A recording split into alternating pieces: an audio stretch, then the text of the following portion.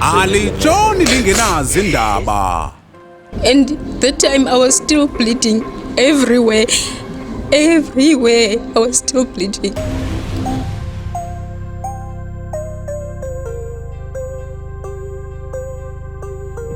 Chopha ndikubalisele.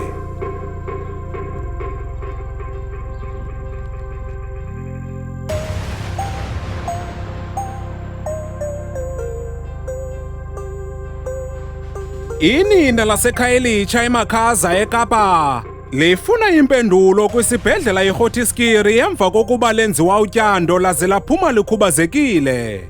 Ixhoba elinguwakhona Shibi nelizinzo kummandla waseMakhaza eKhayelitsha eKapa lithi lenziwa utyando ngoogqirha baseGotiskiri kwiminyaka eli-15 eyadlulayo nelathi laphuma lihamba ngesitulo samavili. Umnqa ngokuba isibhedlela nanjengoko senza utyando kweli nina, izityholo zokuba ngabo abenza impazamo kutyando liyazibhebhetha. Ndingene esibhedlele ngo-2010 nge-29 kaJulayi ndihamba ngeenyawo zam ndiyokwenza i-operation. So ndifike bandixelela into yoba nge-16 kaJuni bandixelela into yobana bazokwenza ii-test. Bazenza ke ii-test zabo bayibona into yobana no ayikho enye into ingxaki yile nto ndiye nditransferwe yiMontimos uba ndize apha ndizokwenza loo operation because besithi bona bakwazi ukuyenza phaa. Then xa ndifika apha bazenza i-test bayibona yonke into but it's fine sizayenza i-operation but asinabhedi ngoku, which is ngelo xesha ngoJulayi. Bandikhulula ke ndaya ekhaya. Then I went back nge-29 kaJulayi, yes 29 kaJulayi ndiyokwenza i-operation.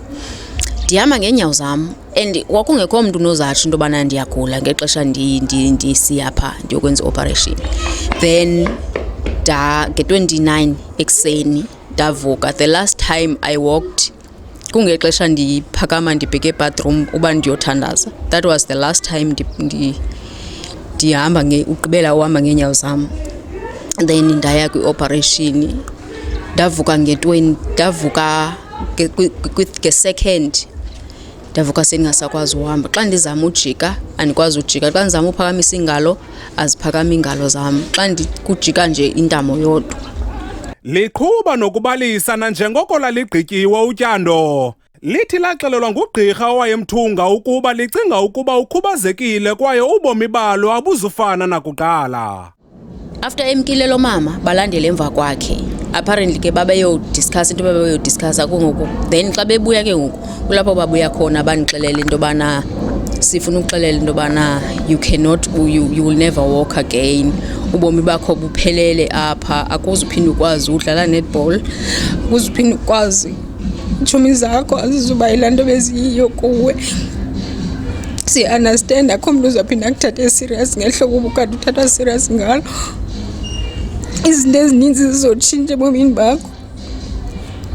And I was like, bengekho mhlawumbi into epositive onondixelela yona ngaphandle kondixelela about ii-friends zam ezingazuphinda zindifune. What about ubomi bam obubutshintshileyo from this day? Emva kokuba wakhutshwa sisibhedlela, kulapho ubomi baqala ukutshintsha nanjengoko wayengakwazi ukuzenzela nto. I remember into yoba before operation they did everything, every test, but everything is fine. Then later sendibuyile ICU kwathiwa mandiye kwi-test ze-kidneys. Then ndaya kwi-test. Xa ndabuya kusithiwa une-kidney efeyilayo yase-left. Wathi ugqirha kuzofuneka ndenze i-operation. I'm still bleeding still. But kuzofuneka wenze i-operation for uba kuremove le kidney. But kwaba khona unesi owayendixelela into yoba if bathi yenze operation ungavumi, because they did the same thing komnye umntu. Then wazi ugqirha wandixelela uba funeke ndenze operation ndangavumi. Wathi into yobana you can still live ne-kidney A1, that is fine. If injalo ndizophila nazo zoyi-2 zilapha kum. Then sebesitsho ke into bayandischarge to Eastern Cape. Xa ndibuza uba bandischarge to Eastern Cape kubani, bathi bazondischarge to to St Dominics. St Dominics yi-private hospital mos. Then u-social worker ndacela ubizela u-social worker because if bayandishata bazondishata bama ndiye phi because umamam uyaphangela akho muntu ndizohlala naye endlini. I can't do anything for myself. I can't even feed myself because kwakungasebenzi nengalo by that time. And kwakufuneke ndinxityisiwe, kufuneke ndihlanjiwe, kufuneke ndenziwe yonke into. So xa bendishata bazondishata banisephi kubani. Then social worker suggested into yobana mandisiwe eWestern Cape Rehab for uba ndizokwazi utitshwa uzinxibelelwano zenzela ezinye izinto. Then ndasiwa ke apho eWestern Cape Rehab. Kulapho ke ngoku intlungu yaqala khona kakhulu, ndazibona into yobana nyhani ndi-disabled. Xa kufuneka ukhwaza abantu every time ucela into yobana ucela bazokutshintsha, ucela bazokuhlamba, and it's something ongayiqhelanga.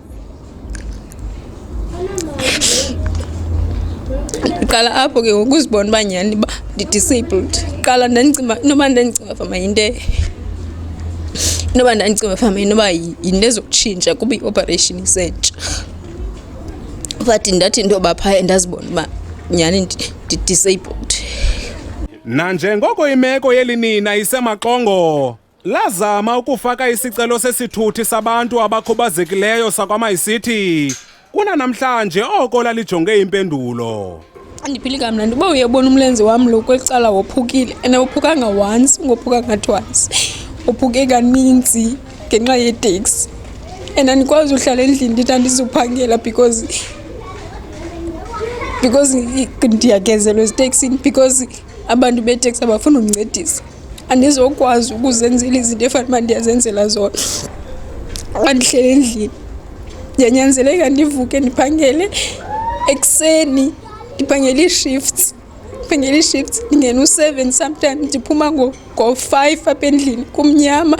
Andinamntu ozandincedisa undiqhuba ndibheke eteksi rank. Sometimes kuyanetha, kubuhlungu ngoba xa ndifika napha kuloo rank, uba ndifika ndimanzi sometimes oonoteksi bandijonga nje bangafuni undincedisa. Uba urhulumente okanye isibhedlele singalungisa le meko ndikuyo, okanye bandibhatale ndikwazi uziphilela ubomi, ndikwazi uzithengela indawo yohlala, ndikwazi uzithengela imoto, so that ndizohlukana le meko ndiyova kabuhlungu. Abantu xa bendijongile bacima fama ndiyayibaxa imeko yokuphila kwabo, because kukhona izinto ezithi I'm looking for attention. I'm not looking for any attention, but i-pain endiphila nayo every day abantu abayazi, yaziwa ndim kuphela. And kubuhlungu, mna I sit body for 15 hours kwi-wheelchair because ndifuna uphila ubomi, ndifuna ukwazi ukuzenzela izinto 15 hours. Le ntombi yaseNgcobo kwelaseMpuma Kapa, udaba lwayo nanjengoko kudala iluhambela ingalufumani uncedo, ithi ixolele ujinga iliso ukuhambela ukufumana ubulungiswa. So for mna into edibenisene norhulumente oyi-justice, mna yandifeyiliwe, ndafeyilwa mna ngamagqwetha. Amagqwetha ayi-2 yawo wonke amagqwetha endiwazamileyo, ndizama ususha isibhedlele, andifeyila. Ndizibuza umbuzo into yobana njani kuthiwe akho case njani kodwa ndihlele esitulweni andikwazi ukwenza nto, ndiyadiscriminatwa, ndiphethwe kakubi. Abanye bonooteksi abandiphethanga ngendlela ebafana uba baphatha ngayo abantu, nditreatwa as umntu ongengomntu, nditreatwa as if andingomntu. Bathi kuthiwa akho case. How can kungabikho case kodwa ndangena esibhedlele ndihamba ngeenyawo zam, ndaphuma ndingasakwazi ukuhamba? Njani kuthiwa akho case?